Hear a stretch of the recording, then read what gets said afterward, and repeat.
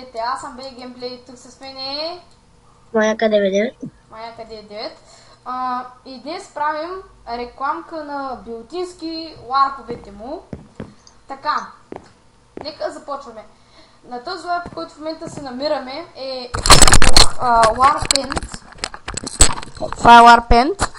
Както виждате, билтински са позволени всякакви видове ултове. Мечове, крити, брони, така, всякакви, плюс някои хакове, но някои само. Ще има линк за IP-то в описанието. Аз ти предлагам да започваме с обясняването. Значи това е Warpaint. След като следите тази бариера, ела да демонстрираме какво ще стане на ръка. Ела. То си има стълбички ето там да се мине, но ние, защото сме луди, ще направим така. Ела да им покажем какво ще стане. Ето виждате. След това вече имате вие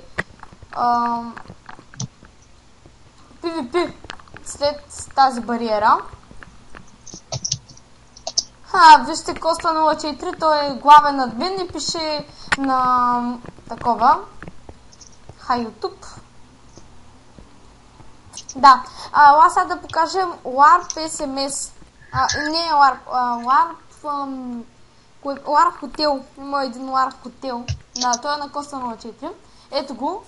Вътре в момента е именно той. И така има всякакви видове от разнообразия ларпове. Мисля, че имаше вече. Махнаха обаче Warp Survival, което е лошо.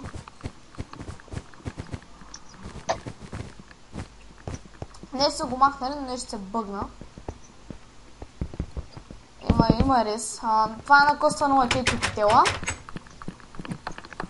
Давай ти почни да казваш нещо. Сега на кой ларп да отидем? Има...